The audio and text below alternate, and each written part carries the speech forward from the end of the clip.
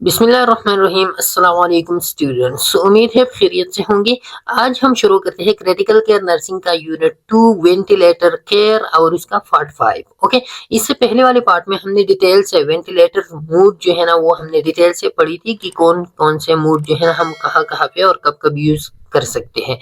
आज इसी पार्ट में हम वेंटिलेटर सीटिंग्स के बारे में बताएंगे कि वेंटिलेटर का जो सीटिंग है उसमें कौन कौन से पैरामीटर्स है या कौन कौन सी कंट्रोल्स एरियाज है वहां पे जहां से जो है ना हम कंट्रोलिंग कर सकते हैं। तो उसी के बारे में हम डिटेल से डिस्कशन करेंगे और उसमें जो है ना कौन कौन सी है, प्रेशर ऑफ इंस्पायर ऑक्सीजन है, टाइडल वॉल्यूम है, पीक फ्लो और फ्लो रेट है, रिस्पायरेटरी रेट, ब्रीथ रेट और जिसको फ्रीक्वेंसी भी कहते हैं, मिनट वॉल्यूम है, ratio inspiration to expiration ratio साई है। सेंसिटिविटी को हम डिटेल से जो है ना वो डिस्कस करेंगे। अच्छा, सबसे पहले जो हम डिस्कशन करेंगे वो है about the fracture of inspired oxygen. Okay, fracture of inspired oxygen है क्या और ये जो सारे पैरामीटर्स है इसको हमने पहले वाले लेक्चर में कुछ ना कुछ डिटेल से जो है ना उधर डिस्कस भी की है। इधर जो है ना हम स्पेसिफिकली उसकी एक एक पॉइंट को डिस्कस करने की कोशिश करेंगे। फ्रैक्चर ऑफ इंस्पायर्ड ऑक्सीजन है क्या? फ्रैक्चर ऑफ इंस्पायर्ड ऑक्सीजन जैसे कि मैंने बताया था पहले, the percentage of oxygen concentration the patient is receiving from the ventilator। Fracture of inspired oxygen basically है जब आप वेंटिलेटर जो है ना वो एयर डिलीवर्ड करते हैं, ब्रीथ डिलीवर करते हैं, तो उस वन ब्रीथ में कितनी परसेंट ऑक्सीजन जो है ना वो शामिल है, तो उसी percentage of oxygen with in this breath is called fracture of inspired oxygen. Normally जब आप एयर डिलीवरी होते हैं तो नॉर्मल एयर में जो है ना ये 21% ऑफ ऑक्सीजन होता है, जैसे कि आपको पता है। उस 21% ऑफ ऑक्सीजन, अब ऐसी सिचुएशंस आती है जहाँ पे जो है ना पेशेंट को ज्यादा ऑक्सीजन की जरूरत होती है, तो हम जो है ना फिर उसमें प्रेशर ऑफ इंस्पायर्ड ऑक्सीजन को इंक्रीज करते हैं। क्या करते हैं? हम इंक्रीज करते हैं। जैसे कि इधर है फ्रैक्शन ऑफ इंस्पायर्ड ऑक्सीजन है ना वो 21% ऑक्सीजन सेचुरेशन है, तो इसकी जो फ्रैक्शन FiO2 इसका आता है तो वो FiO2 इसका बराबर होता है 0.21। या आप जो है ना 100% ऑक्सीजन जो है ना वो आप इंस्पायर करते हो तो 100% ऑक्सीजन का FiO2 जो है ना फिर वो 1 बनेगा। इस तरह की 60% का जो 0.6 बनेगा। तो ये जो है ना ये क्या है, ये फ्रैक्चर ऑफ इंस्पायर्ड ऑक्सीजन है। Initially a patient is placed on high level of fracture of inspired oxygen, और ये जो है ना इनिशियली इसको हायर लेवल तकरीबन ये दी जाती है, इसको 60% जो है ना इनिशियली पेशेंट को दी जाती है, मतलब कि 0.6 जो है ना वो सेलेक्ट की जाती है उधर वेंटिलेटर पे। Subsequent changes in FiO2 are absent are based on ABGs and AC2। अब ये जो FiO2 जब आप सेलेक्ट करते हो तो आपको कैसे पता चलता है कि पेशेंट को जो है ना इतनी FiO2 का लेवल चाहिए, इतना प्रेशर ऑफ इंस्पायर्ड ऑक्सीजन जो है ना वो उनको चाहिए, तो वो जो है ना आप उसकी EBGs करोगे। EBGs के टेस्ट जो है ना आपको पता चलेगा कि पेशेंट को जो है ना कितने फ्रैक्शन ऑफ इंस्पायर्ड ऑक्सीजन वो चाहिए। तो नॉर्मली जो है ना एबीजीज से आपको कैसे पता चलेगा, क्योंकि एबीजीज में दो चीजों की मॉनिटरिंग से आपको जो है ना FiO2 का पता चलता है। एक होता है पार्शियल प्रेशर ऑफ ऑक्सीजन, दूसरा होता है ऑक्सीजन सेचुरेशन के लेवल से। पार्शियल प्रेशर ऑफ ऑक्सीजन क्या होता है कि जो ब्लड स्ट्रीम है उस ब्लड स्ट्रीम में कितनी परसेंट ऑफ ऑक्सीजन जो है ना वो डिजॉल्व है, ब्लड में जो है ना कितनी परसेंट ऑफ ऑक्सीजन है, वो पार्शियल प्रेशर ऑफ ऑक्सीजन होता है। ऑक्सीजन सेचुरेशन से आपको पता चलता है कि हेमोग्लोबिन के साथ हेमोग्लोबिन जो है ना वो कितनी ऑक्सीजन को कैरी करता है, कितनी परसेंट ऑफ ऑक्सीजन जो है ना वो क्या है, percentage of haemoglobin in red blood cell this is carrying. तो कितनी परसेंट ऑफ हेमोग्लोबिन जो है ना ऑक्सीजन को कैरी करते हैं, तो इसे आप ऑक्सीजन सेचुरेशन, तो इन दोनों को आप देख के आप ये फैसला करते हो फिर कि हमें जो है ना कितनी FiO2 का लेवल जो है ना पेशेंट को देना चाहिए। ओके, अच्छा, फिर इसके बाद जो है ना in adult patient the initial FiO2 में B sit at 100% until arterial blood gases can't document adequate oxygenation। अब ये जो है ना जो एडल्ट पेशेंट होता है, एडल्ट पेशेंट में आप 100% तक जा सकते हो, मतलब कि 60 से तो हम शुरू करते हैं। अगर उसके लिए जो है ना आप उसकी एबीजीज करोगे, अगर एबीजीज जो है ना वो आपको बताते हैं कि और भी इंक्रीज करो और भी इंक्रीज करो, तो आप 100% तक जो है ना उसमें जा सकते हो। तब तक जो है ना आप इसको बढ़ाओगे 100 तक, जब तक जो है ना जो एबीजीज का लिमिट है, एबीजीज जो लिमिट आपको बताता है वो आप अचीव ना कर सके। Okay, in FiO2 of 100% for an extended period of time can be dangerous oxygen. अब इसके जो है ना साइड इफेक्ट्स है वो क्या है कि जब आप FiO2 को ज्यादा बढ़ाते हो मतलब ये कि आप ऑक्सीजन ज्यादा डिलीवर करते हो। जब आप ऑक्सीजन हद से ज्यादा डिलीवर करते हो और वो एक्सटेंडेड पीरियड ऑफ टाइम के लिए हो तो फिर जो है ना उससे ऑक्सीजन टॉक्सिसिटी जो है ना वो प्रोड्यूस होते हैं।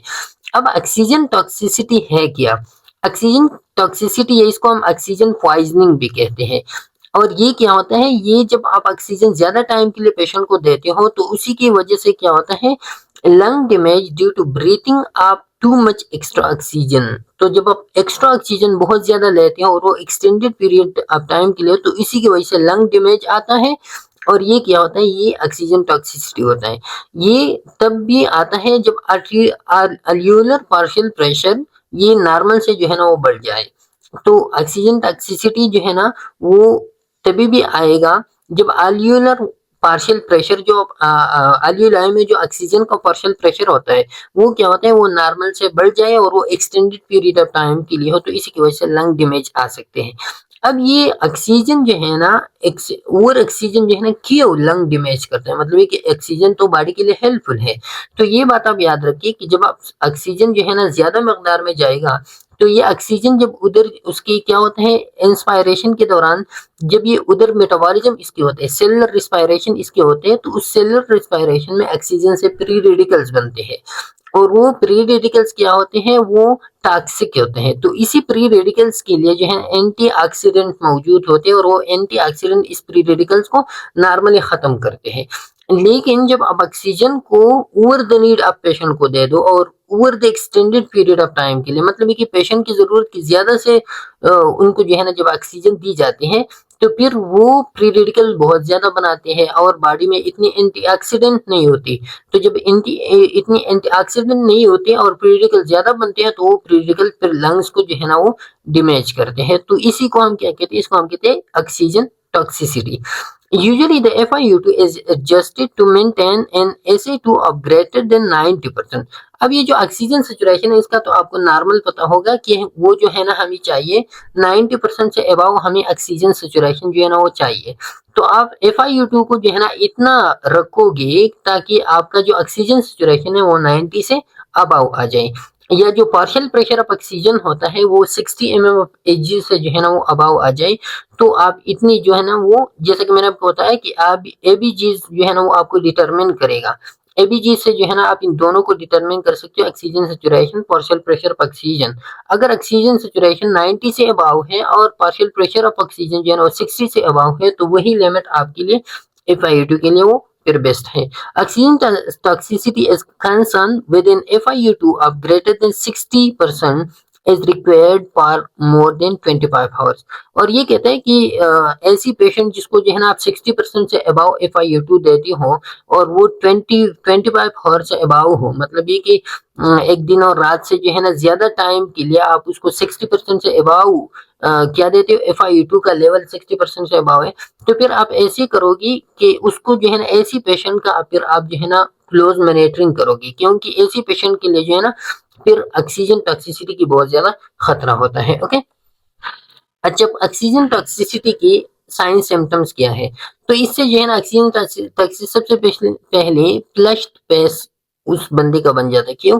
क्योंकि इसी की वजह से जो है ना ऑक्सीजन टॉक्सिसिटी की वजह से मैंने आपको बताया लंग डैमेज होता है। जब लंग डैमेज होता है तो इन्फ्लेमेशन उधर होते हैं और उसी इन्फ्लेमेशन की रिस्पांस में वेसल जो है ना ब्लड वेसल वो डायलेट होते हैं और ब्लड वेसल की डायलेशन की वजह से ब्लड जो है ना ज्यादा फ्लो कर रहा है और इसी की वजह से फेस जो है ना वो फ्लश्ड या रेडिश जो है ना वो बन जाते हैं। ड्राई कफ होता है क्योंकि लंग डैमेज होते हैं। जब लंग डैमेज होते हैं इन्फ्लेमेटरी रिस्पांस जो है ना वो क्या करते हैं, वो कफ रिसेप्टर को एक्टिवेट करते हैं। कफ रिसेप्टर जब एक्टिवेट होते हैं तो इसी की वजह से ड्राई कफ जो है ना वो प्रोड्यूस होते हैं। डिस्पनिया भी इसकी वजह से होता है क्योंकि लंग डैमेज की वजह से लंग इरिटेशन होते हैं और लंग इरिटेशन की वजह से ब्रीथिंग रेट जो है ना वो फास्टर बन जाता है और उधर लंग डैमेज है तो डिफिकल्टी इन ब्रीथिंग भी होते हैं। ओके, चेस्ट पेन इसी लंग डैमेज की वजह से जो है ना फिर चेस्ट पेन या इरिटेशन की वजह से जो लंग्स लाइनिंग्स है वह भी पेन होते हैं और इसी पेन की वजह से चेस्ट पेन जो है ना वो प्रोड्यूस होते हैं। Toughness tightness of the chest भी बन जाता है क्योंकि ये जो इन्फ्लेमेशन है इस इन्फ्लेमेशन की वजह से उधर उधर जो टिश्यू है वो स्केर्ड बन जाते हैं, वो इन्फ्लेम्ड होते हैं और टाइट बन जाते हैं। सोर थ्रोट भी बन जाते हैं क्योंकि इसी की वजह से इसी ऑक्सीजन टॉक्सिसिटी की वजह से म्यूकस मेम्ब्रेन जो है वो भी इरिटेट होते हैं और इसी की वजह से सोर थ्रोट भी पेश सिम्टम्स होते हैं इसमें। ओके, अच्छा फिर ये तो था हमारे पास जो है ना फ्रिक्शन ऑफ इंस्पायर्ड ऑक्सीजन और इसकी साइड इफेक्ट्स वगैरह की किस तरह आपने जो है ना उसको मॉनिटर करना है। फिर इसके बाद टाइडल वॉल्यूम है और टाइडल वॉल्यूम इजी है, जो the amount of air in and out जितना normal in and out of air होता है तो उसको हम क्या कहते हैं, उसको हम कहते हैं tidal volume. Tidal volume is the amount of air delivered to patient during ventilator breath, the amount of air inspired and expired with each breath के साथ जितना अमाउंट ऑफ एयर इंस्पायर्ड और एक्सपायर्ड होता है तो उसको हम क्या कहते हैं, उसको हम कहते हैं tidal volume. Volume usual volume selected is between 5 to 15 millilitre अब पर केजी बॉडी वेट। तो अब ये जो यूजुअली आप सेट करते हो ना तो यूजुअली ये 5 to 15 मिलीलीटर इनके दरमियान होता है, लेकिन इसमें भी जो है ना साइड इफेक्ट्स होते हैं। पहले जमाने में ऐसा होता था कि वॉल्यूम इंटिलेटर में इसको जो है ना 10 to 15 हायर लेवल जो है ट्रेडिशनल इसको सेलेक्ट किया जाता था, लेकिन उसी हायर लेवल से जब आप टाइडल वॉल्यूम ज्यादा सेलेक्ट करते हो तो इसी की वजह से जो लंग्स होते हैं, लंग्स के अलीलाई उधर जो है ना वॉल्यूम बहुत ज्यादा एकमुलेट होता है और वॉल्यूम की एकमुलेशन की वजह से उधर वॉल्यूम ट्रॉमा का खतरा होता है। वॉल्यूम ट्रॉमा क्या होता है कि जब वॉल्यूम जो है ना विद इन द लंग्स वो एक्सटेंडेड हो जाए, वो लंग्स का वॉल्यूम जो है ना वो ज्यादा डिस्टेंट हो जाए तो इसी की वजह से जो है ना उधर इंजरीज के खतरे होते हैं और लंग जो है ना वो डैमेज होते हैं, तो वॉल्यूम ट्रॉमा का खतरा होता है। तो इसी वजह से फिर जो है ना पेशेंट के लिए जो आइडियल वॉल्यूम है, ideal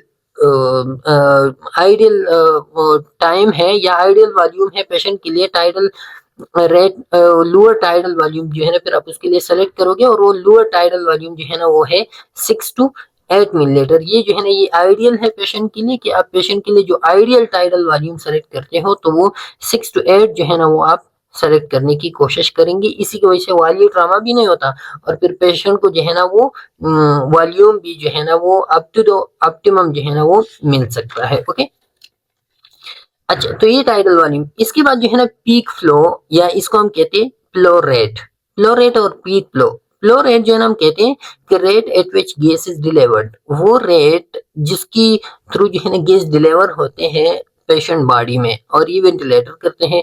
peak flow, peak flow यही फ्लो रेट, इसी फ्लो रेट में जो peak maximum level of gas flow होता है, maximum rate of gas flow during inhalation, inhalation के दौरान इसी फ्लो रेट में जो मैक्सिमम टाइम आता है जहां पे फ्लो रेट सबसे मैक्सिमम हो तो उसी को हम क्या कहते हैं, पीक फ्लो कहते हैं। The speed of delivering air for unit of time and is expressed in litres पर मिनट। तो इसको जो है ना लीटर पर मिनट में जो है ना उसको एक्सप्रेस करते हैं। Flow rate the volume delivered पर मिनट जो है ना इसको हम क्या कहते हैं, इसको हम फ्लो रेट कहते हैं। अच्छा, the higher the flow rate the faster peak airway pressure. अब ये पीक एयरवे प्रेशर जो है ना हम डिटेल से थोड़ी देर बाद जो है ना उसको डिस्कस करते हैं कि जितना फ्लो रेट ज्यादा होता है तो इतना जो है ना क्या होते हैं पीक एयरवे प्रेशर जो है ना वो जल्दी अटेन होते हैं और जब वो जल्दी अटेन होते हैं तो इंस्पायरेशन जो है ना वो क्या होते हैं, वो शॉर्टर ड्यूरेशन में होते हैं। मतलब कि फ्लो रेट जितना ज्यादा हो तो पीक एयरवे प्रेशर जो है ना, पीक एयरवे प्रेशर का मतलब है कि the maximum amount of pressure that exerted on the lungs or on the airway, airway में जो मैक्सिमम अमाउंट ऑफ प्रेशर होता है उसको हम पीक एयरवे प्रेशर कहते हैं, बाद में डिटेल से आते हैं। तो वो पीक एयरवे प्रेशर जो है ना जब पास फ्लो रेट जितना फास्टर हो तो उतना जो है ना क्या होता है, पीक एयरवे प्रेशर जो है ना वो जल्दी अटेंड होते हैं और इंस्पायरेशन जो है ना वो शॉर्टन होती है। Okay, the lower the flow rate the longer the inspiration. अब फ्लो रेट जितना कम हो तो इंस्पायरेशन उतना क्या होगा, लॉन्गर होगा, क्योंकि फिर जो है ना जो पीक एयरवे प्रेशर है वो भी जल्दी अटेंड नहीं होगा और साथ में जो है ना इंस्पायरेशन जो है ना फिर क्या होगा, लॉन्गर होगा, आहिस्ता आहिस्ता जो है ना एयर अंदर जाएगा। ओके, फ्लो रेट नॉर्मली जो फ्लो रेट होता है ना वो क्या होता है जनरली ये जो है ना डिपेंड करता है पेशेंट फैक्टर्स वगैरह पे, लेकिन नॉर्मली या यूजुअली जो हम यूज करते हैं तो 30 टू 60 लीटर पर मिनट होते हैं। ये जो है ना ये चिल्ड्रन और इन्फेंट्स के लिए याद रखिए, ये फ्लो रेट जो है ना वो कम होते हैं। पीक फ्लो जो है ना नॉर्मली जो इसमें मैक्सिमम फ्लो होते हैं तो वो तकरीबन 30 टू 80 लीटर पर मिनट होते हैं। लेकिन ये जो है ना ये एडजस्ट करते हैं इसी फ्लो रेट पे। फ्लो रेट जितना आप सेलेक्ट करते हो तो उससे जो है ना ज्यादा वो क्या होगा, वो पीक फ्लो होगा, क्योंकि ये इसका मैक्सिमम रेट होता है। ओके। अच्छा, रिस्पायरेटरी रेट और या जिसको हम ब्रीथ रेट पे कहते हैं या फ्रीक्वेंसी। रिस्पायरेटरी रेट नॉर्मली हम किस चीज को कहते हैं कि the number of breaths deliver per minute में कितने ब्रीथ जो है ना वो डिलीवर्ड होते हैं, इसको हम ब्रीथ रेट या फ्रीक्वेंसी भी इसको हम कहते हैं। अच्छा, total respiratory rate equal to patient rate plus ventilator. अब ये जो नॉर्मली हम करते हैं तो नॉर्मली जो पेशेंट का ब्रीथ रेट है वो तो नॉर्मल है, लेकिन जब आप वेंटिलेटर पे करते हो तो वेंटिलेटर में जैसे कि हमने डिस्कस किया था पहले मोड्स ऑफ वेंटिलेटर में, तो इसमें टू टाइप्स के होते हैं। एक वेंटिलेटर की ब्रीथ रेट होता है, एक जो है ना पेशेंट खुद से जो स्पॉन्टानियस लेते हैं। तो एक स्पॉन्टानियस ब्रीथ होता है, दूसरा मैंडेटरी ब्रीथ जो वेंटिलेटर पेशेंट को देते हैं। तो इन दोनों की कॉम्बिनेशन से जो है ना फिर आप रिस्पायरेटरी रेट को वो एकोमोडेट करोगे कि respiratory rate is equal to the patient rate plus the ventilator rate. The nurse double check the functioning of the ventilator by observing patient respiratory rate.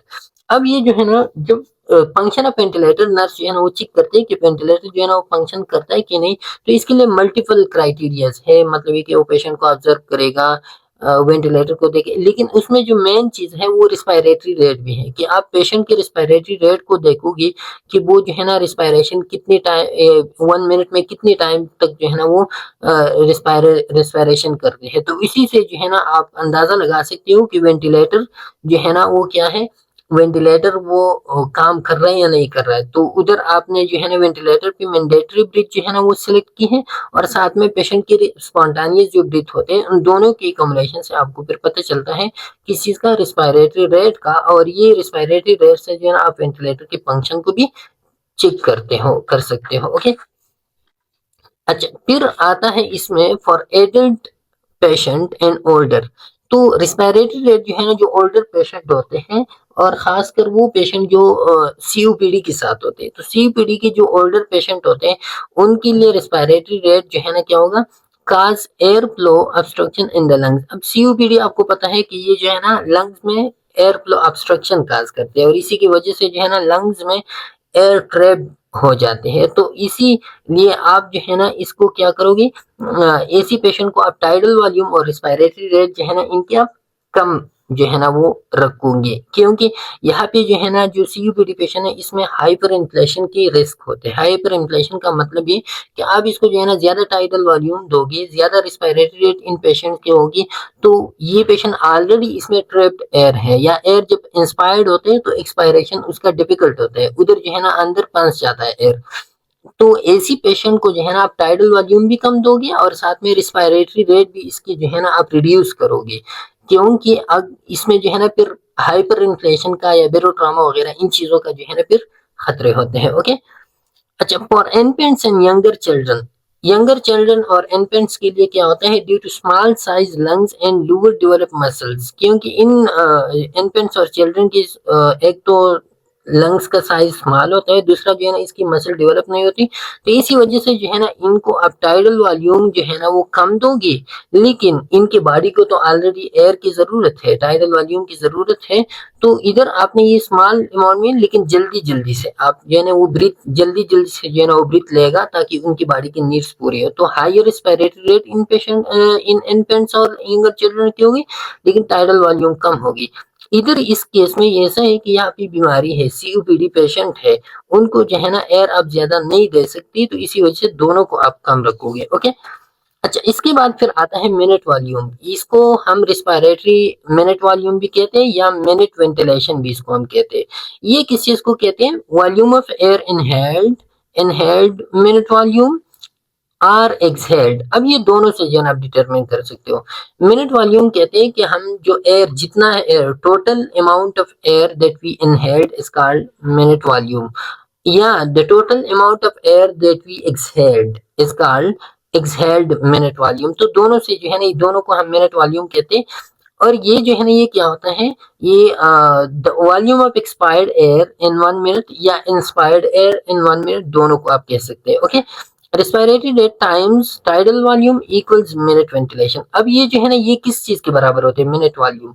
ये जो रेस्पिरेटरी रेट हमने बताया और साथ में टाइडल वॉल्यूम, तो रेस्पिरेटरी रेट और tidal volume से आपको अंदाजा लगता है कि टोटल एयर अंदर कितना चला गया 1 मिनट में। क्योंकि जो क्या होता है, टाइडल वॉल्यूम होते हैं, तो tidal volume with in 1 breath में जितना एयर जाता है और respiratory rate with in 1 minute में कितनी ब्रीथ होते हैं, तो दोनों को जब आप मल्टीप्लाई करोगे तो आपसे जो है ना टोटल एयर इनहेल्ड या टोटल एयर इन एक्सहेल्ड का आपको पता चलेगा, तो ये मिनट वॉल्यूम बन जाएगा आपका। ओके, इन स्पेशल केसेस हाइपोवेंटिलेशन और हाइपरवेंटिलेशन इज डिजायर्ड। अब ये इसमें ऐसे है कि minute volume total air inhalation है, तो आप जो है ना कुछ स्पेशल केसेस आते हैं जहाँ पे कोई बीमारी वगैरह हो, तो वहाँ पे जो है ना फिर जो डॉक्टर होते हैं, नर्सेज होते हैं या रेस्पिरेटरी थेरेपिस्ट होते हैं, तो वो क्या करते हैं, वो जो है ना फिर हाइपर वेंटिलेशन या हाइपो वेंटिलेशन की तरफ चलते हैं। मिनट वॉल्यूम को हाइपो वेंटिलेट करते हैं या हाइपर वेंटिलेट। अब ये किन कंडीशन में हाइपो वेंटिलेशन, ये स्पेसिफिकली जो है ना हाइपो वेंटिलेशन की वजह से क्या होगा, जब वेंटिलेशन कम होगा तो ऑक्सीजन की मकदार तो कम होगी, लेकिन अंदर कार्बन डाइऑक्साइड का लेवल जो है ना वो इंक्रीज होगा due to the hypoventilation. Hyperventilation में क्या होता है कि अंदर जो कार्बन डाइऑक्साइड का लेवल होता है वो डायरेक्टली बाहर निकलने की कोशिश करते हैं, क्योंकि इंस्पायरेशन एक्सपायरेशन ज्यादा होते हैं, जल्दी जल्दी होते हैं, तो इसकी वजह से कार्बन डाइऑक्साइड का लेवल अंदर कम होगा। ये तो दो बात हो गई। अब हाइपोवेंटिलेशन में जब कार्बन डाइऑक्साइड का लेवल इंक्रीज होता है तो ज्यादातर जो सीजर पेशेंट्स होते हैं, सीजर पेशेंट में जो है ना ज्यादातर हाइपोवेंटिलेशन की जाती है। अगर कोई मेडिकेशन वगैरह से काम नहीं चला तो फिर जो है ना पेशेंट को हाइपोवेंटिलेट करते हैं, और इसी की वजह से जो है ना उसकी बॉडी में कार्बन डाइऑक्साइड इंक्रीज होते हैं और carbon dioxide as an anti seizure effects इसके होते हैं। ओके, दूसरा ये है कि कुछ कंडीशन में आपको पता होगा कि कार्बन डाइऑक्साइड का काम क्या होता है, ये वेसल्स को डायलेट करते हैं। लेकिन एक एक्सेप्शनल केस ऐसे होते हैं कि ड्यूरिंग द न्यूरोसर्जरी के दरमियान पेशेंट को हाइपोवेंटिलेट की जाती है। क्यों? क्योंकि न्यूरोसर्जरी के वक्त जो है ना उसकी बॉडी में जब हाइपोवेंटिलेशन होती है तो उसकी बॉडी में कार्बन डाइऑक्साइड का लेवल इंक्रीज होता है, और कार्बन डाइऑक्साइड के लेवल की इंक्रीज की वजह से ये एक एक्सेप्शनल केस होता है, बाकी के कंडीशन में ऐसी नहीं होती। कि यहाँ पे जो सेरेब्रोवास्कुलर वेसल्स है, सेरेब्रल वेसल्स है, वो सेरेब्रल वेसल्स इधर इंक्रीज की वजह से क्या होते हैं, वो कंस्ट्रक्ट होते हैं, और इसी कंस्ट्रक्ट की वजह से जो है ना फिर ब्रेन को ब्लड कम जाते हैं। जब ब्लड कम जाती है तो उधर ब्लड लॉस की चांसेस जो है ना वो नहीं होती, खतरा नहीं होता, तो न्यूरो सर्जरी जो है ना अच्छे एनवायरनमेंट में परफॉर्म की जाती है। लेकिन ये एक एक्सेप्शनल केस है, बाकी जितने भी केसेस होते हैं बॉडी में तो उधर कार्बन डाइऑक्साइड की वजह से वेसल डायलेशन होते हैं, लेकिन इधर न्यूरो सर्जरी के वक्त ये जो कंट्रोल्ड हाइपोवेंटिलेशन होते हैं, तो इसी वक्त जो है ना इसी की वजह से क्या होते हैं, वेसो कंस्ट्रक्शन होते हैं। ये याद रखिए आप अपने जहन में कि न्यूरो सर्जरी के वक्त हाइपोवेंटिलेशन होते हैं, और हाइपोवेंटिलेशन की वजह से जो है ना इधर क्या होता है, वेसल कंस्ट्रक्शन होते हैं, और ब्रेन को जो है ना ब्लड वो कम मिलती है। ओके, हाइपर वेंटिलेशन किस चीज के लिए, हाइपर वेंटिलेशन ज्यादातर कार्बन डाइऑक्साइड लेवल कम होते हैं, तो कार्बन डाइऑक्साइड जब हमें कम दरकार होते हैं बॉडी में, ज्यादातर एसिडोसिस को प्रिवेंट करने के लिए जो है हम क्या करते हैं, हाइपर वेंटिलेशन। इधर और भी जो है ना इसकी नीड्स है, जैसे कि हेड इंजरी हो गया, तो हेड इंजरी में क्या होते हैं, रिस्पायरेटरी अल्कलोसिस हम अटेंड करते हैं। रिस्पायरेटरी अल्कलोसिस आप किस तरह अटेंड करोगे, जब आप जो है ना during the respiratory alkalosis cerebral वेसो construction आते हैं, और सेरेब्रल रिस्पायरेटरी अल्कलोसिस जो है ना आप किस तरह अटेंड करोगे, जब आप जो है ना हाइपर वेंटिलेशन करोगे। हाइपर वेंटिलेशन की वजह से कार्बन डाइऑक्साइड रिमूवल हो जाएगा।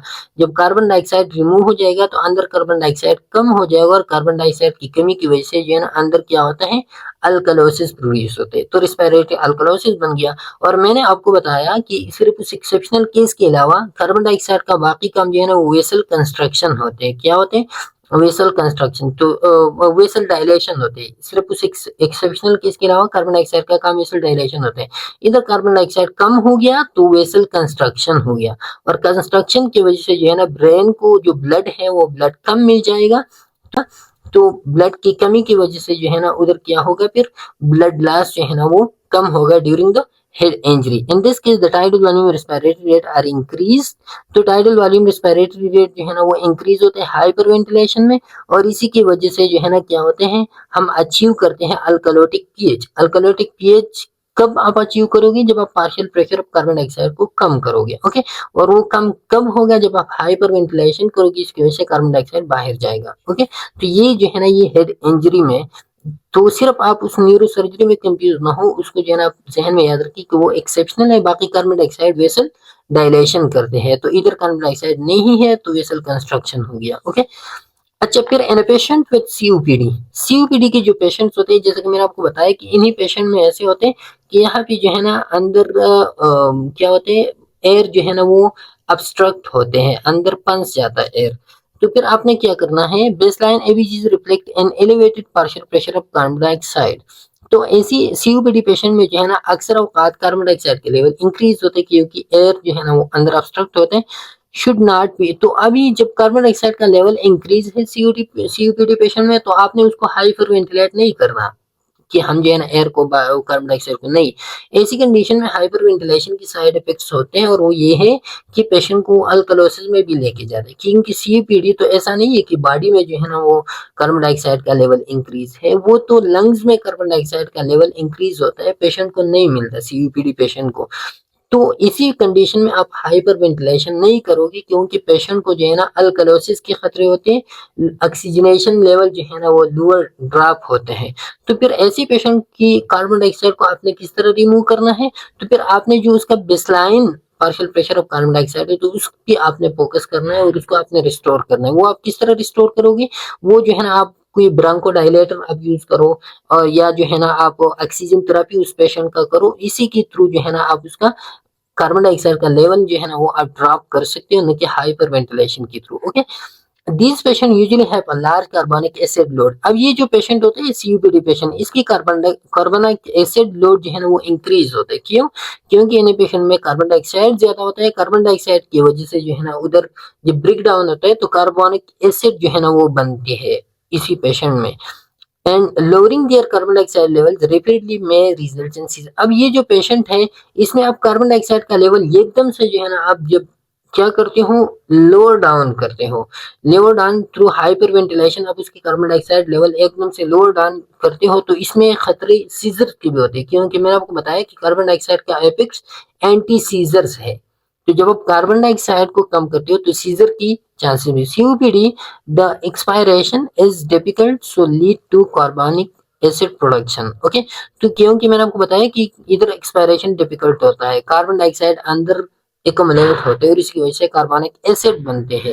तो आपने जो है ना उसके बेसलाइन को जो है ना ब्रांकोडाइलेटर एक्सर्जन थेरेपी की तरफ थ्रू उसको लोअर डाउन करना है, ना कि आप उसको हाइपर वेंटिलेट करो, तो हाइपर वेंटिलेशन की वजह से कार्बन डाइऑक्साइड एकदम कम हो जाता है, और फिर जो है ना सीजर्स की खतरे होते हैं। ओके, अच्छा, फिर इसके बाद इंस्पायरेटरी एक्सपायरेटरी रेशियो है। तो इंस्पायरेटरी टाइम और एक्सपायरेटरी टाइम आपको पता होगा कि इंस्पायरेशन जो है ना वो क्या है, वो एक्टिव प्रोसेस है, तो एक्टिव प्रोसेस जल्दी होते हैं।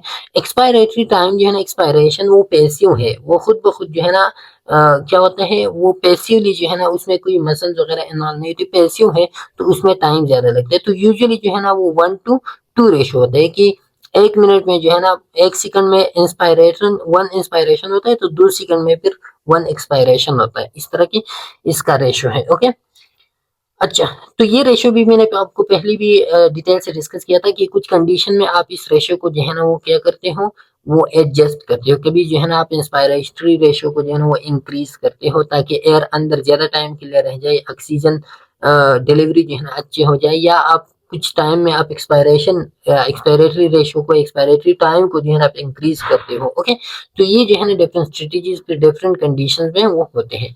अच्छा, फिर इसके बाद साई है। साई जो लेंथी ब्रीथ होते हैं, डीप ब्रीथ होते हैं, जिसको हम आह कहते हैं ना, कि वो लेंथी ब्रीथ जब होते हैं, तो उस लेंथी ब्रीथ को जो है ना हम क्या कहते हैं, साई जो with in her 4 to 6 time जो है ना वो आते हैं इंसान को, तो वो डीप ब्रीथ होते हैं, a breath that has greater volume than time. अब इसी ब्रीथ में जो नॉर्मल हम एयर इन एंड आउट करते हैं, तो उससे ज्यादा वॉल्यूम जो है ना इसी ब्रीथ में हम इन करते हैं। Okay, it provides hyper inflation influence. अब इसी का बेनिफिट्स क्या है, एडवांटेज इसका ये है कि ये जो है ना ज्यादा एयर अंदर लेके जाता है, तो इसी की वजह से जो है ना वो हाइपर इन्फ्लेशन होता है और एटलेक्टेसिस से जो है ना लंग्स बचते हैं। साई वॉल्यूम और टाइडल वॉल्यूम का जो रेशो होता है राउंडली, तो वो अगर 1.5 साई वॉल्यूम है तो 2 टाइम जो है ना वो क्या होगा, वो टाइडल, मतलब ये कि टाइडल वॉल्यूम जो है ना वो ज्यादा होते हैं। अगर टाइडल वॉल्यूम आपने 2 मरतबा टाइडल वॉल्यूम लिया तो उसका साई वॉल्यूम जो है ना 1.5 मरतबा उसके बराबर होते हैं। मतलब ये कि वन साई वॉल्यूम जो है ना वो ज्यादा होते हैं, 1 मरतबा पे जो है ना आपको वो काफी वॉल्यूम प्रोवाइड करते हैं। और टाइडल वॉल्यूम कम होते हैं, 2 मरतबा जब आप उसको लेते हो तो आपको जो है ना उतना मकदार देते हैं जितना आप 1 मरतबा साई वॉल्यूम से लेते हो। ओके। अच्छा, साई रेट या साई फ्रीक्वेंसी, तो कितना रेट इसका होता है, तो विद इन 1 आवर में तकरीबन 48 टाइम जो है ना आपको साई आते हैं। ओके, साई वॉल्यूम आप ले सकते हैं, नॉर्मली इतना होता है। अच्छा, फिर पीक एयरवे प्रेशर जो हमने पहले थोड़ा सा डिस्कस किया, पीक एयरवे प्रेशर या इसको पीक इंस्पायरेटरी प्रेशर भी हम कहते हैं। और इसको ये कौन सा प्रेशर होता है, highest pressure during inspiration. Inspiration अब करते हो, इंस्पायरेशन के दौरान जो हाईएस्ट प्रेशर होता है तो उसको हम कहते हैं पीक इंस्पायरेटरी या peak airway pressure. In adults if the peak airway pressure is persistently above 45 centimeter of H2O, the risk of barotrauma is increased and efforts should be made to try to reduce the peak airway. अब ये जो peak airway pressure है इसकी खतरा ये होते हैं, नुकसान इसके ये होते हैं कि ये बेरोट्रामा इसकी वजह से आ सकता है। बेरोट्रामा क्या होते हैं कि जब पीक एयरवे प्रेशर बहुत ज्यादा होते हैं तो उधर जो एल्यूलाइज है, लंग्स है, उस पे जो है ना प्रेशर ज्यादा पड़ेगा। जब उस पे प्रेशर ज्यादा पड़ता है तो इसी की वजह से उधर क्या होता है, उसमें लीकेज आते हैं, वो बर्स्ट अप होते हैं वो एल्यूलाइज। तो इसी वजह से जो है ना फिर क्या होता है, वो एयर जो है ना उधर लीक होते हैं और इसको हम कहते हैं बेरोट्रामा। तो पीक एयरवे प्रेशर जब 45 सेंटीमीटर ऑफ H2O से अबाव हो परसिस्टेंटली ज्यादा टाइम के लिए, तो इसके खतरा जो है ना बेरोट्रामा होते हैं। तो फिर आपने जो है ना पीक एयरवे प्रेशर को कम रखना है एक पेशेंट के लिए। And infants in children it is unclear what level off peak airway pressure में काज डैमेज। अब ये जो है ना ये एडल्ट में है, एनपेड में जो है ना ये क्लियरली नहीं है कि कितना जो है ना, इससे तो कम होगा लेकिन कितना एग्जैक्ट वैल्यू मालूम नहीं है। लेकिन जनरली जो है ना आपने उनका जो पीक एयरवे प्रेशर है वो 30 से बिलो आपने रखना है। ओके, क्योंकि उसके लंग्स, उसके एल्यूलाइज, उसके मसल्स इतनी डेवलप नहीं होती। अच्छा, फिर पीक एयरवे प्रेशर में प्रेशर लिमिट होता है। प्रेशर लिमिट किस चीज को कहते हैं, प्रेशर लिमिट हम सेट करते हैं वेंटिलेटर पे। जब हम वॉल्यूम को जो है ना वो एंटर करते हैं तो एक अपना प्रेशर लिमिट होता है, उस लिमिट तक जो है ना आप मतलब ये कि आप एयर को जो है ना वो एंटर करते हो। टाइडल वॉल्यूम है, एक स्पेसिफिक टाइडल वॉल्यूम आप क्या करते हो, टाइडल वॉल्यूम 6 ml पर केजी जो है ना आप वो एंटर करते हो। अब ये 6 ml पर केजी जो है ना, अगर कोई ये तो नॉर्मली तो अंदर जाता है, लेकिन अगर एयरवे में कोई रेजिस्टेंस है, ऑब्स्ट्रक्शंस है, तो फिर इसी वॉल्यूम को अंदर ले जाने के लिए प्रेशर की जरूरत होती है। और वो प्रेशर जो है ना वो क्या देते हैं, वो प्रेशर ये पीक एयरवे प्रेशर जो है ना वो उसको प्रोवाइड करते हैं। लेकिन इसका एक लिमिट होता है, एक पीक होता है इस प्रेशर का। ऐसा नहीं है कि लंग जो है ना या एयरवे मुकम्मल ऑब्स्ट्रक्ट है और ये जो है ना ये मुकम्मल पास नहीं हो रहा और प्रेशर इंक्रीज होता है। तो ये इसका एक लिमिट होता है, उस लिमिट तक ये इंक्रीज होता है। उस लिमिट तक अगर ये वॉल्यूम जो है ना वो अंदर चला गया तो ठीक है, अगर नहीं चला गया तो उससे भी प्रेशर जो है ना वो इंक्रीज और ज्यादा नहीं होता। तो ये इशू को, ये जो मैक्सिमम प्रेशर इसी वॉल्यूम के लिए दरकार होते हैं तो उसको हम क्या कहते हैं, प्रेशर लिमिट कहते हैं। ओके, कि उस लिमिट से इंक्रीज ना हो जाए, क्योंकि अगर लिमिट आपने ज्यादा सेट किया या लिमिट नहीं हो तो फिर बेरोट्रामा वगैरह के खतरे होते हैं। In volume cycle ventilator the pressure limit dial limits the highest pressure allow in the ventilator circuit। Pressure limit dial किस चीज को कहते हैं, जो प्रेशर लिमिट अलार्म सेटिंग होते हैं, तो वो अलार्म सेटिंग आपने जो है ना उस पर रखना है, उस पर मेंटेन रखना है। और इसी अलार्म सेटिंग से जो है ना प्रेशर लिमिट डायल ये क्या करते हैं, ये आपको हाई प्रेशर से जो है ना वो बचाते हैं, लिमिट करते हैं आपके हाई प्रेशर को। आपने जितना प्रेशर दिया, जितना प्रेशर जो है ना वो पेशेंट के लंग्स बर्दाश्त कर सकते हैं, उतना प्रेशर आप दे दो। तो उस प्रेशर तक जो है ना, अगर उसमें जो है ना 4 मिलीलीटर पर केजी टाइडल वॉल्यूम एंटर हो गया या 3 मिलीलीटर एंटर हो गया या 6 टोटल एंटर हो गया, तो वो जो है ना उतना तक जो है ना वो डिलीवर करेगा, उस लिमिट से जो है ना वो अबाव नहीं करेगा। Okay, one the high pressure limit is reach inspiration, जब ये हाई प्रेशर लिमिट जो है ना वो पहुंच गया, अगर टाइडल वॉल्यूम खत्म हो गया था तो ठीक है, अगर खत्म नहीं हो गया था और टाइडल वॉल्यूम और भी एंटर होना था तो फिर उससे जो है प्रेशर लिमिट आगे नहीं जाएगा और इंस्पायरेशन जो है ना वो खत्म हो जाएगा। Therefore, if the pressure limit is being constantly reached, the designated tidal volume is not being delivered to the patient. अब ये होता है कि अक्सर औकात ऐसे होते हैं कि ये जो टाइडल वॉल्यूम है, मैंने आपको 6 मिलीलीटर, तो ये जो पीक एयरवे, ये जो प्रेशर लिमिट होता है, फॉर एग्जांपल आपने जो है ना 30 सेंटीमीटर ऑफ एच टू आपने प्रेशर लिमिट जो है ना वो क्या आपने सेट किया। तो अक्सर औकात ऐसे जो नॉर्मल एयरवे होता है तो उसमें तकरीबन 15 सेंटीमीटर पे ये 6 मिलीलीटर ये अंदर जाता है, मतलब ये कि ये लिमिट नहीं पहुंच पाता नॉर्मली। लेकिन अगर ऑब्स्ट्रक्शन हो तो ऑब्स्ट्रक्शन की वजह से जो है ना ये 30 तक इधर जो है ना प्रेशर पहुंच गया और 6 मिलीलीटर अंदर चला गया तो ठीक है, फिर जो है ना इंस्पायरेशन टर्मिनेट होता है।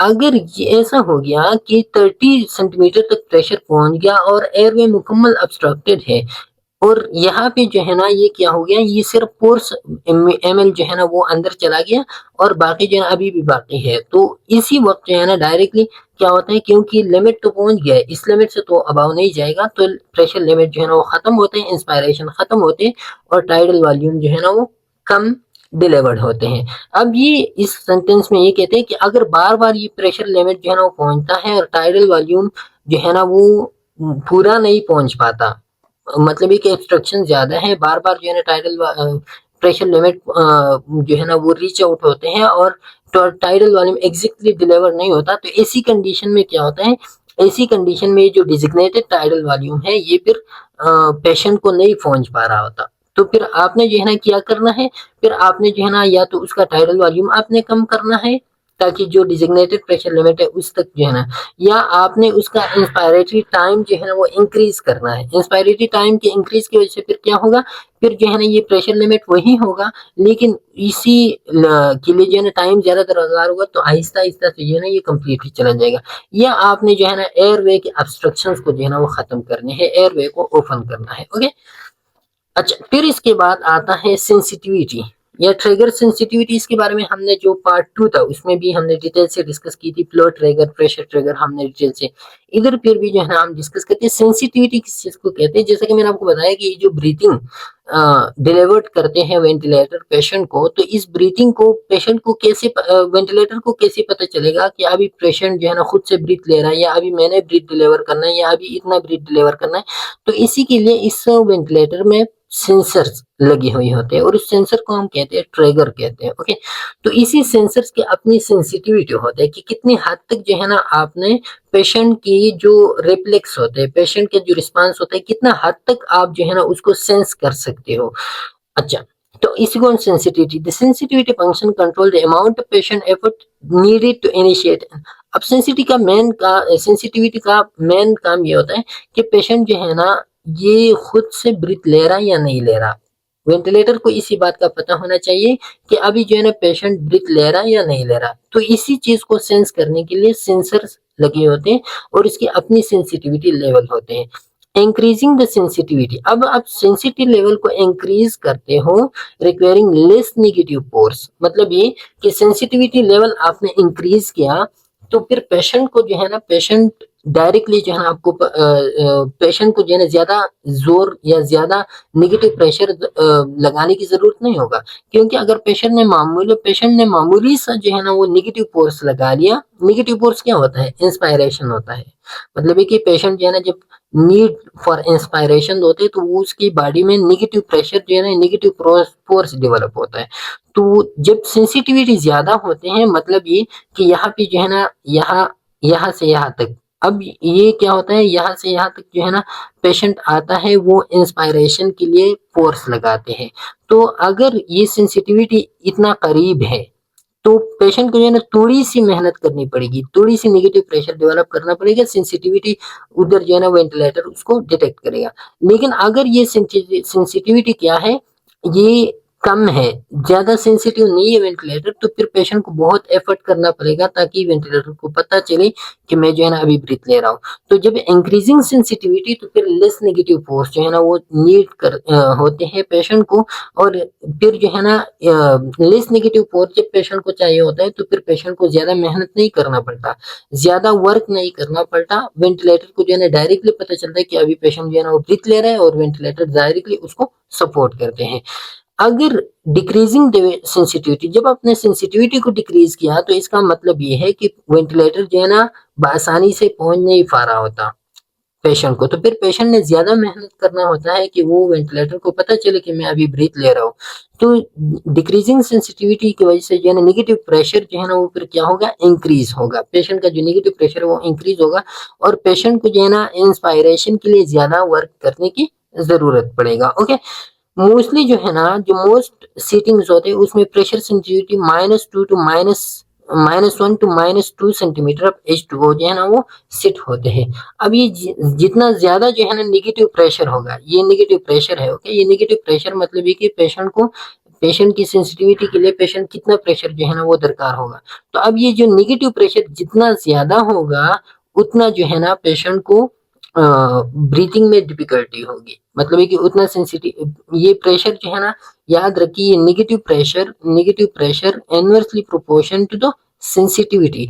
जितना सेंसिटिविटी जो है ना वो ज्यादा होगा, इतना जो है ना नेगेटिव प्रेशर वो कम दरकार होगा पेशेंट को। जितना सेंसिटिविटी जो है ना वो कम होगा, इतना ज्यादा नेगेटिव प्रेशर। अब ये नेगेटिव प्रेशर जो है ना जितना ज्यादा नेगेटिव होगा, इसका मतलब ये कि सेंसिटिविटी इतना जो है ना कम है, पेशेंट को ज्यादा एफर्ट्स करना पड़ते हैं। मैंने आपको दो ट्रिगर्स बताए थे कि ये सेंसिटिविटी के लिए पेशेंट की बॉडी में वेंटिलेटर में दो ट्रिगर्स होते हैं। एक होता है फ्लो ट्रिगर, एक होता है फ्लो ट्रिगर। फ्लो ट्रिगर होता है, फ्लो ट्रिगर दो सेंसर्स होते हैं, और एक होता है प्रेशर ट्रिगर। प्रेशर ट्रिगर, और ये मैंने आपको उधर जो है ना डिटेल से भी डिस्कस किया था। अभी थोड़ा सा आप इधर दोबारा भी समझिए कि फ्लो ट्रिगर जो है ना, हमने बताया था कि फ्लो ट्रिगर ये फॉर एग्जांपल वेंटिलेटर की प्रॉन्ग्स है। ये आप देखिए, ये वेंटिलेटर की दो प्रॉन्ग्स है, एक जो है ना एक्सपायरेटरी वाला है और एक जो है ना इंस्पायरेटरी वाला है। जो फ्लो ट्रिगर होता है वो जब इधर जो है ना, ये इधर अटैच है लंग्स के साथ, ये लंग्स है। ओके, अब फ्लो ट्रिगर किस तरह सेंस करते हैं, जब इधर जो है ना जो फ्लो डिक्रीज होता है, ये इंस्पायरेशन और एक्सपायरेशन है। तो इंस्पायरेटरी प्रॉन्ग्स और expiratory prongs of the ventilator, इधर जो है ना एयर होता है। तो जब पेशेंट जो है ना वो इंस्पायर करते हैं, तो इंस्पायरेशन के वक्त जो इंस्पायरेटरी प्रॉन्ग होता है, इधर जो प्रेशर होता है थोड़ा सा ड्रॉप होता है, जो प्रेशर नहीं सॉरी, जो फ्लो होता है। तो फ्लो ऑफ एयर जो है ना वो इसकी अंदर, ये जो है ना, ये जब इंस्पायर करता है तो एयर अंदर लेके आएगा ना। जब एयर अंदर लेके आएगा तो इधर इंस्पायरेटरी प्रोंग में थोड़ा सा फ्लो ऑफ एयर जो है ना वो कम होता है। जब कम होता है तो वेंटिलेटर को पता चलता है कि पेशेंट जो है ना अभी ब्रीथ लेना चाहते हैं, तो वो सपोर्ट करते हैं। तो ये क्या होता है, ये फ्लो ट्रिगर होता है। प्रेशर ट्रिगर इस तरह काम करते हैं कि जब पेशेंट जो है ना वो चाहता है कि मैं ब्रीथ ले लूं, तो वो क्या करेगा, इधर जो लंग्स है, ये लंग एम्प्लेट होगा ना, नेगेटिव प्रेशर अंदर डेवलप होगा। तो इसी एम्प्लेशन की वजह से ये जो मसल्स है ये एम्प्लेट होगा, इधर जो है ना प्रेशर कम होगा। जब प्रेशर कम होगा तो इधर प्रेशर कम होगा इस एयरवे में। जब प्रेशर कम होगा तो इसी कम प्रेशर को जो है ना वेंटिलेटर की प्रोंग जो है ना वो डिटेक्ट करते हैं, और फिर वो क्या करते हैं, रिस्पॉन्ड करते हैं, और वो जो है ना वो फिर जो है ना ब्रीथ को असिस्ट करते हैं। जो इन ब्रीथ इनिशिएशन होता है उसको असिस्ट करते हैं और फुल ब्रीथ में कन्वर्ट करते हैं। ओके, अच्छा, जो मूड्स हमने पढ़ी थी, मूड्स ऑफ वेंटिलेशन, तो इसको थोड़ी सी डिस्कस करते हैं कि कौन सी मूड जो है ना कब, ये हमने उधर भी डिस्कस किया था लेकिन फिर भी आप समझिए इसको। कंट्रोल ब्रीथ हमने कहा था, कंट्रोल मूड जो है ना ये तब यूज होता है जब पेशेंट खुद से मुकम्मल इनिशिएशन नहीं करता। जो एनेस्थाइज पेशेंट होता है या जो सिडेटेड पेशेंट होते हैं जिसकी स्पॉन्टानियस ब्रीथ नहीं होती, तो वो जो है ना उसको हम कंट्रोल ब्रीथ में डालते हैं। असिस्ट कंट्रोल हम उस पेशेंट को जो है ना इसमें डालते हैं जो खुद से तो स्पॉन्टानियस ब्रीथ करते हैं, लेकिन उसी पेशेंट को जो है ना टाइडल वॉल्यूम की मुकम्मल जरूरत होती है। कोई भी ऐसा कंडीशन नहीं हो, कोई भी ऐसा सिकड़ नहीं हो जिसमें जो है उसका टाइडल वॉल्यूम कम हो, तो फिर आप ऐसी पेशेंट को असिस्ट कंट्रोल में डालते हो। असिस्ट कंट्रोल में एक असिस्ट ब्रीथ होता है लेकिन साथ में कंट्रोल ब्रीथ भी होता है, और ये जो असिस्ट ब्रीथ होता है, इस असिस्ट ब्रीथ को जो है ना वेंटिलेटर फुल असिस्ट करते हैं, फुल टाइडल वॉल्यूम उसमें भी वो डिलीवर करते हैं। इंटरमिटेंट वेंटिलेटरी वेंटिलेशन में क्या होता है कि ऐसे पेशेंट जो स्पॉन्टानियस वेंटिलेशन करते हैं, लेकिन स्पॉन्टानियस वेंटिलेशन के साथ साथ उसको जो है ना वेंटिलेटर ब्रीथ या मैंडेटरी ब्रीथ की भी जरूरत होते हैं। तो ऐसे पेशेंट को जो है ना आप इंटरमिटेंट, मतलब है कि एक ब्रीथ जो है ना खुद चला रहा है, दूसरा उसको वेंटिलेटर दे रहा है, तो ये इंटरमिटेंट मैंडेटरी वेंटिलेटर जो है ना उसको प्रोवाइड करते हैं। सिंक्रोनाइज्ड इंटरमिटेंट मैंडेटरी वेंटिलेशन का काम है patient who can initiate spontaneous ventilation with adequate Tyrell volume but need a backup rate. अब यहाँ पे जो है ना क्या कहते हैं सिंक्रोनाइज्ड में ये जो इंटरमिटेंट है तो इसमें जो है ना एक स्पॉन्टानियस दूसरा जो है ना वेंटिलेटर देते हैं।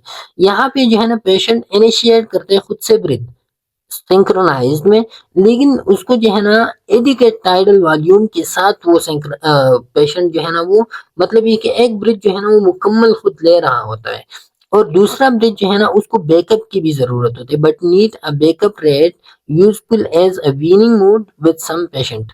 तो इसको जो है ना बैकअप रेट की भी जरूरत होती है, मतलब ये कि वेंटिलेटर की सपोर्ट की भी इसको जरूरत होती है। तो दोनों जो है ना अपने एक दूसरे की ventilator rate, ventilator respiratory rate और स्पॉन्टानियस रेट जो है ना दोनों एक दूसरे को सिंक्रोनाइज करते हैं। और ये जो है ना ज्यादातर जो वीनिंग पेशेंट्स होते हैं, जिस पेशेंट को हम वीन आउट करते हैं तो उसके लिए हम सिंक्रोनाइज मोड में डालते हैं। प्रेशर सपोर्ट वेंटिलेशन में आपको बताया था कि ये वो पेशेंट होते हैं जो खुद से जो है ना क्या करते हैं, स्पॉन्टानियस ब्रीथ जो है ना वो क्या करते हैं, वो प्रोड्यूस कर सकते हैं। टोटल स्पॉन्टानियस ब्रीथ जो है ना प्रोड्यूस करते हैं। और आप पेशेंट के हर एक स्पॉन्टानियस ब्रीथ को आप इंक्रीज करते हो, आप असिस्ट करते हो। तो स्पॉन्टानियस ब्रीथ जो है ना वो कितने तक जो है ना वो उसके जो प्रेशर होते हैं वो नेगेटिव प्रेशर -20 टू -25 जो है ना उस हद तक वो क्या करेगा, वो स्पॉन्टानियस ब्रीथ जो है ना वो प्रोड्यूस करेंगे, इनिशिएट करेंगे। तो तभी जो है ना आप उसको प्रेशर सपोर्ट वेंटिलेशन में डालते हो और वेंटिलेटर जो है ना फिर उसकी एक एक ब्रीथ को असिस्ट करते हैं। पॉजिटिव इनएक्सपायरेटरी प्रेशर या कंटिन्यूस पॉजिटिव एयरवे प्रेशर, इसका सिंपल काम ये होता है कि ये जो है ना ये जो एल्यूलाइज है या जो लंग्स है उधर एयर को ट्रैप करने में हेल्प आउट करते हैं, उधर जो है ना एयर को जिस इंक्रीज एपर्सी टाइम इंक्रीज करते हैं। फंक्शनल रेजिजुअल कैपेसिटी, जो लंग्स में रेजिजुअल वॉल्यूम होता है उसको इंक्रीज करते हैं। तो ये किसका काम होता है, फीप और सीपेप का काम होता है। और इसी की वजह से ये क्यों इंक्रीज करता है उधर, ताकि उधर ज्यादा टाइम के लिए जो है ना लंग एम्प्लेट हो और इम्प्लेशन की वजह से लंग एटेलेक्टेसिस से जो है ना वो बच सकते हैं। ओके, अच्छा इसके जो लास्ट टॉपिक है वो है ensuring humidification and thermo regulation. अब जब ये तो हमने कहा, ये जितनी बातें हमने की कि हमने एयर किस तरह डिलीवर करना है, लेकिन जो एयर आप डिलीवर करते हैं उसकी क्या करेक्टरिस्टिक्स होगी। तो याद रखिए जो एयर डिलीवर करती है वेंटिलेटर, तो वो एयर जरूर जो है ना मॉइस्चराइज या ह्यूमिडिफाइड एयर होगा और साथ में जो है ना उसका जो टेम्परेचर है वो टेम्परेचर भी बॉडी के साथ कंपेरेबल होगा, कंपेटेबल टेम्परेचर होगा। तो इसी के लिए जो है ना वेंटिलेटर में ह्यूमिडिफायर और थर्मो रेगुलेटर लगे हुए होते हैं। all ventilator all air delivered by the ventilator passes through the water in the humidifier where it is warmed and अब वेंटिलेटर में वाटर लगी हुई होती है और उस वाटर से जो है ना हर एक एयर पास होता है, वो वाटर वार्म्ड एयर होता है, वार्म्ड वाटर होते हैं और साथ में जो है ना मॉइस्चराइज। तो ये दो काम करते हैं, एक तो एयर को जो है ना ह्यूमिडिफाई करते हैं, वार्म करते हैं और मॉइस्चराइज करते हैं। Okay, humidified temperature should be kept close to the body temperature 35। अब ये जो ह्यूमिडिफाइड टेम्परेचर होता है ना इसको आप बॉडी टेम्परेचर के मुताबिक, क्योंकि ये एयर जो है ना बॉडी के अंदर जाता है ना, तो जितना बॉडी का टेम्परेचर होता है उतना आपने ह्यूमिडिफायर का टेम्परेचर रखना होता है। In some rare instances severe hypothermia the air temperature can be increase. अब कुछ इंस्टेंसेस ऐसे होते हैं जहाँ पे जो है ना सीवियर हाइपोथर्मिया है, तो उधर जो है ना आपने क्या करना है, इसकी टेम्परेचर बॉडी टेम्परेचर से भी बढ़ाना है क्योंकि बॉडी को ज्यादा टेम्परेचर की जरूरत होती है। The humidifier should be check for adequate water level. Humidifier को आप चेक करोगे टाइम टू टाइम ताकि उसमें जो वाटर लेवल है ना वो ज्यादा इंक्रीज हो जाए और न जो है ना वो कम हो। अच्छा, अब क्या करना है, in empty humidifier contributes to, अगर ह्यूमिडिफायर एम्प्टी है, वाटर इसमें नहीं है, तो इसी की वजह से ड्राई एयर जो है ना वो पेशेंट के अंदर जाता है। ड्राई एयर की वजह से जो है ना उधर जो सिक्रीशंस होते हैं वो सिक्रीशन ड्राइड होते हैं और ड्राइड सिक्रीशन जो है ना वो एक प्लग बनाते हैं अंदर, फिर जो है ना थ्रू सेक्शनिंग जो है ना वो प्लग जो है ना वो बाहर नहीं निकल पाता, तो एयरवे ऑब्स्ट्रक्शन प्रोड्यूस करते हैं ड्राइड वेंटिलेशन की वजह से। Okay, humidifier should not be overfilled as this में। अब आपने मुकम्मल ड्राई भी नहीं करना, लेकिन आपने मुकम्मल ओवरफिल्ड भी नहीं करना, पानी उसमें ज्यादा नहीं डालनी है आपने ह्यूमिडिफायर में। इसी की वजह से जो है ना सर्किट रेजिस्टेंस जो है ना वो बढ़ती है, क्योंकि अगर उधर वाटर ज्यादा हो तो फिर एयर अच्छी तरह पास नहीं होगा। एयर जब पास नहीं होगा तो फिर स्पॉन्टानियस ब्रीथिंग में डिफिकल्टी होगी। Okay, as air passes through the ventilator to the patient, water condenses in the corrugated tube. अब ये जो corrugated tube आपने देखा होगा, उधर जो स्प्रिंग वाला ट्यूब लगा होता है ना, वेंटिलेटर का जो ट्यूब है जिसमें एयर पास होते हैं, तो वो corrugated ट्यूब होते हैं। अब जब ये एयर पास होते हैं और ये इसके फिर एक्सपायरेशन होते हैं, ड्यूरिंग एक्सपायरेशन ये एयर जो है ना उधर जो बॉडी का टेम्परेचर होता है वो क्या होता है, वो थोड़ा सा हाई होता है। वो इतना compatible to the ventilator temperature तो नहीं होता ना। तो जब ये एयर जो है ना अंदर से आता है बाहर वापस एक्सपायरेशन में, तो एयर बहुत ज्यादा वो ह्यूमिडिफाई वार्म्ड होते हैं। जब वार्म्ड होते हैं और बाहर से जो एनवायरनमेंट होता है, वो एनवायरनमेंट या जो करुगेटेड जो ट्यूब होता है वो थोड़ा सा क्या होता है, वो थोड़ा सा कोल्ड होता है। तो ये एयर जब एक्सपायरेशन के वक्त बाहर आता है तो उसी ट्यूब में ये कंडेंस्ड होते हैं, क्योंकि बाहर कोल्ड अंदर से गर्म एयर आ गया तो वो कंडेंस्ड होते हैं और ये करुगेटेड ट्यूब में फंस जाते हैं अक्सर ये air. This moisture is considered contaminated and must be drained into a रिसेप्टिकल and not back into the sterile humidifier. अब ये जो बाहर से बाहर दोबारा से जो एक्सपायरेटेड एयर थ्रू उसी ट्यूब आते हैं, तो वो क्या होते हैं, वो फिर कंटेमिनेटेड होते हैं। आपने दोबारा से उसको मॉडिफायर के थ्रू पास नहीं करना है, अपनी उसी एयर को जो है ना फिर क्या करना है, वो कंटेमिनेटेड एयर होता है एक्सपायरेटरी, और आपने जो है ना उसको रिमूव करना है, स्टेरल ह्यूमिडिफायर की तरफ दोबारा उसको नहीं लेके जाना है। ओके, अच्छा फिर इसके बाद if the water is allowed to build up, resistance is developed in the circuit and peep is generated। अब अगर वाटर ज्यादा हो गया तो रेजिस्टेंस डेवलप होता है, रेजिस्टेंस की वजह से जो है ना एक्सपायरेशन अच्छी तरह नहीं होगा और उधर पीप प्रेशर जो है ना वो डेवलप होगा। In addition, if moisture accumulates near the endotracheal tube, the patient can aspirate the water. अब जो एंडोट्रिकल ट्यूब है, अगर ये मॉइस्चर जो है ना उधर बिल्डअप हो गया तो उधर जो है ना फिर क्या होता है, फिर उधर एस्पायरेशन की चांसेस है कि पेशेंट जो है ना जो मॉइस्चर है या जो वाटर बिल्डअप हुई है उस ट्यूब में, तो वो पेशेंट जो है ना क्या करे, वो दोबारा से इनहेल करे, एस्पायर करे। Okay, the nurse and respiratory therapist jointly are responsible for preventing this condensation buildup।